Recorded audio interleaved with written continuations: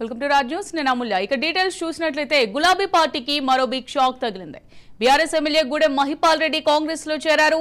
CM Revanth సమక్షంలో కాంగ్రెస్ కండువా కప్పుకున్నారు. నిన్న సీఎం రేవంత్ తో భేటీ అయి వెళ్లిన మహిపాల్ రెడ్డి కాసేపటి క్రితం సీఎం నివాసానికి చేరుకొని కాంగ్రెస్ తీర్థం పుచ్చుకున్నారు. 2 రోజుల క్రితం చేరాల్సి ఉన్న పార్టీ నేతల అభ్యంతరంతో వాయిదా పడుతూ వచ్చింది. ఎట్టకేలకు బీఆర్ఎస్ ఎమ్మెల్యే హస్తం పార్టీ తీర్థం పుచ్చుకున్నారు. ఇప్పటికే 9 మంది ఎమ్మెల్యేలు 6 ఎమ్మెల్సీలు గులాబీ పార్టీని వీడగా తాజాగా మరో ఎమ్మెల్యే గులాబీ పార్టీకి గుడ్ బై చెప్పడంతో ఆ సంఖ్య 10కి చేరింది. మహిపాల్ రెడ్డితో పాటు జహీరాబాద్ బీఆర్ఎస్ ఎంపీ అభ్యర్థిగా పోటీ చేసిన గాలి అనిల్ సైతం తిరిగి సొంత గుడికి చేరుకున్నారు. జూబ్లీహిల్స్ లోని సీఎం రేవంత్ రెడ్డి నివాసంలో ఈ చేరికల కార్యక్రమం జరిగింది.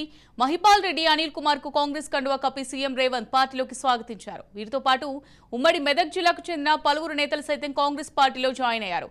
బీఆర్ఎస్ చీఫ్ కేసీఆర్ సొంత జిల్లా మెదక్ నుంచి వలసలు ప్రారంభం కావడం గులాబీ పార్టీలో హాట్ టాపిక్ గా మారింది. గులాబీ పార్టీకి మరో బిగ్ షాక్ తగిలింది. బీఆర్ఎస్ ఎమ్మెల్యే గూడెం మహిపాల్ రెడ్డి కాంగ్రెస్ లో చేరారు. సీఎం రేవంత్ సమక్షంలో కాంగ్రెస్ కండువా కప్పుకున్నారు. నిన్న సీఎం రేవంత్ తో భేటీ అయి వెళ్లిన మహిపాల్ రెడ్డి కాసేపటి క్రితం సీఎం నివాసానికి చేరుకొని కాంగ్రెస్ తీర్థం పుచ్చుకున్నారు. 2 రోజుల క్రితం చేరాల్సి ఉన్న పార్టీ నేతల అభ్యంతరంతో వాయిదా పడుతూ వచ్చింది. ఎట్టకేలకు బీఆర్ఎస్ ఎమ్మెల్యే హస్తం పార్టీ తీర్థం పుచ్చుకున్నారు. ఇప్పటికే 9 మంది ఎమ్మెల్యేలు 6 ఎమ్మెల్సీలు గులాబీ పార్టీని వీడగా తాజాగా మరో ఎమ్మెల్యే గులాబీ పార్టీకి గుడ్ బై చెప్పడంతో ఆ సంఖ్య 10కి చేరింది.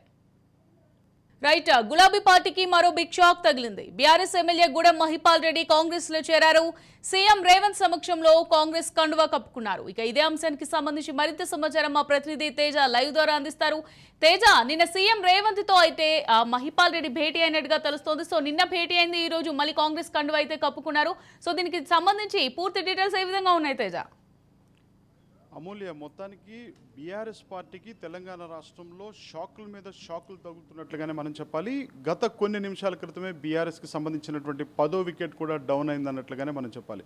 ఇక ప్రధానంగా చూస్తే మాత్రం బీఆర్ఎస్ పార్టీకి సంబంధించినటువంటి పటాన్చెరు ఎమ్మెల్యే గూడెం మహిపాల్ రెడ్డి అయితే గత కొద్దిసేపటి క్రితమే సీఎం రేవంత్ రెడ్డి సమక్షంలో ఆయన పూర్తి స్థాయిలో కాంగ్రెస్ పార్టీలో చేరినట్లుగానే మనం చెప్పాలి. ఎందుకంటే గత శనివారం పూట, అంటే మీరు అడిగినట్లుగా కూడా ఆయన గత శనివారం కూడా ఆయన సీఎం రేవంత్ రెడ్డితో భేటీ అయ్యారు.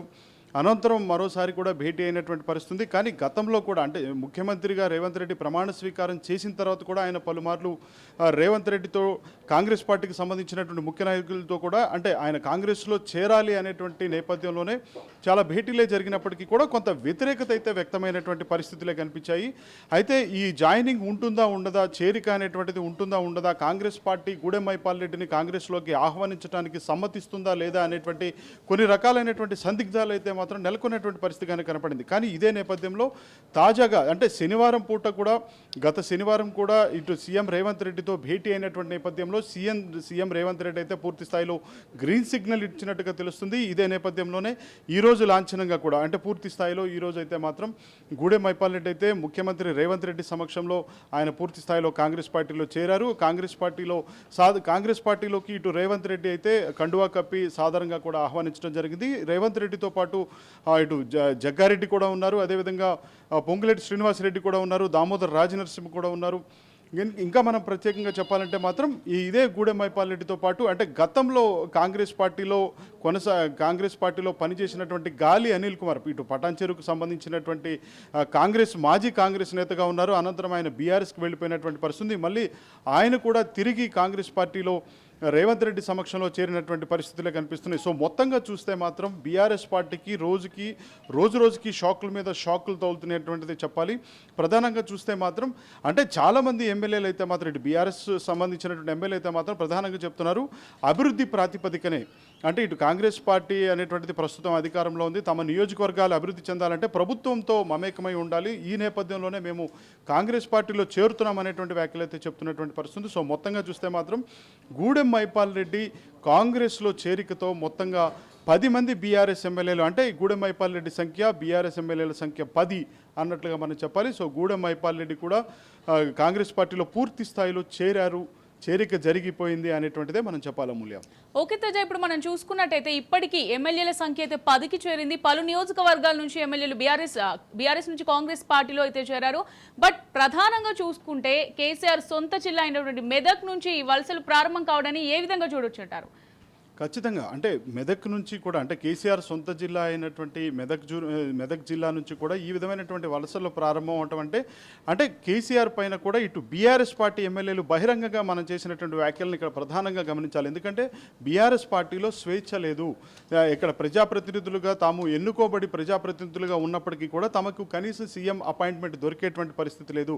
అదే రేవంత్ రెడ్డి కాంగ్రెస్ పార్టీ అయితే కాంగ్రెస్ పార్టీలో ఎవరు ముఖ్యమంత్రిగా ఉన్నా, ప్రత్యేకించి రేవంత్ రెడ్డి ముఖ్యమంత్రిగా ఉన్నా కానీ ఖచ్చితంగా రేవంత్ రెడ్డిని రోజుకు ఒక్కసారైనటువంటి కలిసి కష్టసుఖాలు చెప్పుకునేటువంటి అవకాశం ఉంటుంది. అదేవిధంగా నియోజకవర్గానికి సంబంధించినటువంటి సమస్యలు కూడా ముఖ్యమంత్రి దృష్టికి స్వయంగా తీసుకువెళ్ళేటువంటి అవకాశం ఉంటుంది. అదేవిధంగా పార్టీలో స్వేచ్ఛ ఉంటుంది, పార్టీలో గౌరవం ఉంటుంది అనేటువంటి వ్యాఖ్యలు అయితే మాత్రం ఇటు బీఆర్ఎస్ పార్టీకి సంబంధించినటువంటి ఎమ్మెల్యేల నుంచి వస్తున్నటువంటి వారు చేస్తున్నటువంటి విమర్శలు కూడా మనం ప్రధానంగా గమనించవచ్చు. సో మొత్తంగా చూస్తే మాత్రం అంటే ఇటు బీఆర్ఎస్ పార్టీ అంటే సొంత పార్టీ నేతలను కట్టడి చేయడంలో BRS party working president KTR అయితే పూర్తిగా విఫలం అవుతున్నారన్నట్లుగానే మనం చెప్పాలి. ఎందుకంటే వారందరికీ కూడా పదే పదే కేటీఆర్ కూడా చెప్తున్నటువంటి పరిస్థితి ఉంది. అంటే ఎట్టి పరిస్థితుల్లో మనం బలమైనటువంటి ప్రతిపక్షంగా ఉన్నాము, ఖచ్చితంగా కాంగ్రెస్ పైన కొట్లాడదాము, కాంగ్రెస్ పైన పోరాటం చేద్దాము, ప్రతిపక్షంగా కొట్లాడదాము, ప్రజలను మన్నలను తీసుకొని మరొకసారి మనం ఈసారి వచ్చేటువంటి రాబోయేటువంటి ఎన్నికల్లో కూడా మనం విజయబావుట ఎగరవేసేటువంటి పరిస్థితిగా మనం ముందుకు వెళదాము, కలిసి పోరాటం చేద్దాము అని ఎంత కట్టడి చేసేటువంటి ప్రయత్నం ఇటు కేటీఆర్ చేసినప్పటికీ కూడా అవన్నీ కూడా ఫలించినటువంటి పరిస్థితులు కానీ కనిపించాయి. ఇదే నేపథ్యంలో వారంతా కూడా అంటే నమ్మలేని పరిస్థితుల్లోకి వెళ్తున్నారు. ఇటు కేటీఆర్ వ్యాఖ్యల్ని ఇటు బీఆర్ఎస్ పార్టీకి సంబంధించి అంటే వలస వెళ్ళిపోతున్నటువంటి కాంగ్రెస్ పార్టీకి వలస వస్తున్నటువంటి నాయకులు అయితే వారిలో పూర్తిగా నమ్మకం అనేటువంటిది సన్నగిల్లినటువంటి నేపథ్యంలోనే వారు ఈ విధమైనటువంటి నిర్ణయాలు తీసుకున్నట్లుగా కూడా తెలుస్తుంది. ఇంకా ప్రధానంగా చెప్పాలంటే మాత్రం అంటే కాంగ్రెస్ పార్టీ అయితే చాలా అంటే ఒక స్వేచ్ఛాపూరితమైనటువంటి వాతావరణం ఉంటుంది. బీఆర్ఎస్ పార్టీ అనేటువంటిది మునిగిపోయినావే, బీఆర్ఎస్ పార్టీకి ఖచ్చితంగా మనుగడ ఉండేటువంటి పరిస్థితి ఉంటుందా లేదా అనేటువంటి ఒక ఆశ్చర్యం కలుగుతుంది. ప్రస్తుతం కవిత కూడా అరెస్ట్ అయి ఉన్నారు. ఇంకా బెయిల్ కూడా తెచ్చుకోలేనటువంటి బెయిల్ కూడా రానటువంటి పరిస్థితులు కూడా కనిపిస్తున్నటువంటి నేపథ్యం ఉంది. ఇంకా ప్రధానంగా ఇంకా కేసులు కూడా కొన్ని రకాలైనటువంటి కేసులు కూడా ఇటు బీఆర్ఎస్ పార్టీకి సంబంధించినటువంటి నాయకులు కూడా కొంత వెంటాడుతున్నటువంటి పరిస్థితి కూడా కనిపిస్తుంది. ఇదే నేపథ్యంలో కాంగ్రెస్ పార్టీలో అయితే మాత్రం తాము పూర్తి స్థాయిలో కూడా అంటే వారికి పూర్తి స్థాయిలో ఒక సహకారం అనేటువంటిది లభిస్తుంది. నియోజకవర్గ అభివృద్ధికి పూర్తి స్థాయిలో ఇటు కాంగ్రెస్ పార్టీ అయితేనే పూర్తిగా సహకరిస్తుంది అనేటువంటి ఒక ఆలోచనగా కూడా వారిది కనిపిస్తున్నట్లుగా కూడా వారు ఆఫ్ ద రికార్డ్ అయితే వ్యాఖ్యలు చేస్తున్నట్టు వారికి సంబంధించినటువంటి కార్యకర్తల దగ్గర వారి అనుచర గణం దగ్గర కూడా వారంతా కూడా ఆ విధమైనటువంటి వ్యాఖ్యలు చేస్తున్నటువంటి పరిస్థితులు కూడా మనకు తెలుస్తున్నటువంటి నేపథ్యం ఉంది. సో మొత్తంగా చూస్తే మాత్రం కేసీఆర్కి సొంత జిల్లా నుంచి కూడా ఆ సొంత జిల్లాకి సంబంధించినటువంటి ఎమ్మెల్యేలను కూడా కట్టడి చేసుకోవడంలో కేసీఆర్ కానీ ఇటు కేటీఆర్ కానీ పూర్తిగా విఫలమైపోతున్నారు అనేటువంటి వ్యాఖ్యలు అయితే ఇప్పుడు సర్వత్రా వినిపిస్తున్నట్లు కూడా మనం చెప్పాలి. అమూల్య. ఓకే తేజ, ఇప్పుడు చూసినట్టయితే ఇంతకుముందే మీరు చెప్పారు బీఆర్ఎస్ భవితవ్యం ఏంటి, బీఆర్ఎస్ మనుగడ ఏంటి అని చెప్పేసి నేతలందరూ కాంగ్రెస్ కి షిఫ్ట్ అయిపోతున్నారని చెప్పేసి ఇప్పటికే ఎమ్మెల్యేల సంఖ్య 10కి చేరింది. అలాగే పలువురు ఎమ్మెల్సీలు బీఆర్ఎస్ కి చెందిన కార్యకర్తలు కూడా కాంగ్రెస్ లో చేరుతున్నారు. ఇంకా చేరికలు పెరిగే అవకాశం ఉందా? ఒకవేళ గనక చేరికలు ఇంకా పెరిగితే అసలు బీఆర్ఎస్ భవితవ్యం ఏంటి? ఖచ్చితంగా అమూల్య. ఎందుకంటే తప్పనిసరిగా మనం ఇక్కడ ప్రస్తావించాల్సినటువంటి అంశం ఒకటి ఉంది. అంటే అర్థం చేసుకోవాల్సినటువంటి అంశం ఏంటంటే మొత్తంగా బీఆర్ఎస్ పార్టీకి సంబంధించినటువంటి ఎమ్మెల్యేలు ఇప్పటికే కొంతమంది ఎమ్మెల్సీలు అయితే ఇప్పటికే ఒక 5 నుంచి 6 ఎమ్మెల్సీలు అయితే ఇటు కాంగ్రెస్ పార్టీలో చేరిపోయినటువంటి పరిస్థితి మనం చూసాం. ఇప్పటివరకు ఈరోజు గూడెం మైపాల్ రెడ్డితో కలిపి 10 మంది బీఆర్ఎస్ పార్టీకి సంబంధించిన ఎమ్మెల్యేలు కాంగ్రెస్ పార్టీలో చేరినటువంటి పరిస్థితి మనం చూస్తున్నాం. అదేవిధంగా 4 రాజ్యసభ సభ్యులు బీఆర్ఎస్ పార్టీకి ఉన్న నేపథ్యంలో వారంతా కూడా బీజేపీ వైపుకి అడుగులు వేస్తున్నటువంటి పరిస్థితులు కూడా మనం చూస్తున్నాం. ఇదే నేపథ్యంలో బీఆర్ఎస్ పార్టీలో ఉన్నటువంటి మిగిలిన ఎమ్మెల్యేలను కాపాడుకోవడానికైతే మాత్రం తీవ్ర ప్రయత్నాలే ఇటు BRS party working president KTR అయితే చేస్తున్నటువంటి పరిస్థితి. అంటే పూర్తి స్థాయిలో కూడా ఇటు కేసీఆర్ కూడా కొంతమందిని పిలిపించుకొని వారందరికీ కూడా ఖచ్చితంగా నిలవండి, ఇక్కడే ఉండండి, ఖచ్చితంగా బీఆర్ఎస్ పార్టీలోనే మనం కొట్లాడదాము అనేటువంటి స్థాయిలో ఒక సూచనలు చేస్తున్నప్పటికీ అంటే కేసీఆర్ ఒక భరోసా ఇస్తున్నప్పటికీ కేటీఆర్ కూడా ప్రత్యేకించి వారికి అందుబాటులో అంటే ప్రస్తుతం ఉన్నటువంటి బీఆర్ఎస్ ఎమ్మెల్యేలకు అందుబాటులో ఉంటున్నప్పటికీ కూడా బీఆర్ఎస్ పార్టీకి సంబంధించినటువంటి ఎమ్మెల్యేలు మాత్రం ఒక నమ్మటానికైతే మాత్రం అంటే వారంతా కూడా ఒక ధైర్యం ఒక సాహసించలేనటువంటి పరిస్థితి ఉంది. ఎందుకంటే తమ భవిత కోసం లేకపోతే తమకు సంబంధించినటువంటి భవిష్యత్తు కోసం కావచ్చు, రాజకీయ భవిష్యత్తు నేపథ్యం చూసుకోవటం కావచ్చు, లేదంటే ఆ నియోజకవర్గానికి సంబంధించినటువంటి అభివృద్ధి ప్రాతిపదికన కావచ్చు, వారంతా కూడా కాంగ్రెస్ పార్టీ వైపుకి అడుగులు వేస్తున్నట్లుగా తెలుస్తుంది. ఎందుకంటే రుణమాఫీ కూడా చేయబోతున్నారు. త్వరలోనే రుణమాఫీ కూడా ఇటు కాంగ్రెస్ పార్టీ ఇచ్చినటువంటి హామీ ఏదైతే ఉందో ఆ రుణమాఫీ కూడా పూర్తి స్థాయిలో చేయబోవడానికి చేయడానికి సిద్ధమవుతుంది. ఇదే నేపథ్యంలో రుణమాఫీ జరిగితే మాత్రం ఖచ్చితంగా రైతుల నుంచి కూడా పూర్తి స్థాయి మద్దతు ఇటు కాంగ్రెస్ పార్టీకి వచ్చేటువంటి అవకాశం కూడా కనిపిస్తుంది. ఈ నేపథ్యాలన్నీ చూస్తుంటే మాత్రం అంటే ఇప్పటికే డిఎస్సి నోటిఫికేషన్ ఒక 11,072 వరకు కూడా ఇటు డిఎస్సి ఆ పోస్టుల నియామక ప్రక్రియ అయితే జరుగుతున్నటువంటి పరిస్థితి. భట్టి విక్రమార్క చెప్పినట్లుగా అంటే తెలంగాణ ఉప ముఖ్యమంత్రి భట్టి విక్రమార్క తెలియజేసినట్టుగా కూడా అంటే మరొక 6,000 పోస్టులు కూడా అంటే మరొక ఈ డిఎస్సి అయిపోయిన అనంతరం మరో డిఎస్సి కూడా వేస్తాము అనేటువంటి పరిస్థితుల్లో కూడా వారంతా చెప్తున్నారు. నిజంగా ఇదంతా జరిగితే మాత్రం ఎందుకంటే నీళ్లు నిధులు నియామకాల కోసం కొట్లాడి తెచ్చుకున్నటువంటి తెలంగాణలో అంటే పోరాటాలకే గత 10 సంవత్సరాల బీఆర్ఎస్ పరిపాలనలో పూర్తి స్థాయిలో అంటే కొట్లాడటమే మళ్ళీ పోరాటాలు చేయాల్సినటువంటి ఉద్యోగాల కోసం పోరాటాలు చేయాల్సినటువంటి పరిస్థితులే ఏర్పడ్డాయి. కానీ కాంగ్రెస్ ప్రభుత్వం ఇచ్చింది తెలంగాణ తెచ్చింది కాంగ్రెస్ ప్రభుత్వం అనేటువంటి చెప్పేటువంటి స్థాయిలో చెప్పేటువంటి కాంగ్రెస్ నాయకులు మాత్రం వారంతా కూడా పూర్తి స్థాయిలో ఈ విధమైనటువంటి నోటిఫికేషన్లు కావచ్చు, ఈ విధమైనటువంటి రుణమాఫీకి సంబంధించినటువంటి అంశాలు కావచ్చు, హామీలు నెరవేర్చేటువంటి అంశాలు కావచ్చు, ఈ విధంగా ముందుకు వెళుతున్నటువంటి నేపథ్యంలో ఖచ్చితంగా కాంగ్రెస్ పార్టీ ప్రజల అభిమానాన్ని మరింత చూరగొనేటువంటి అవకాశం ఉంది.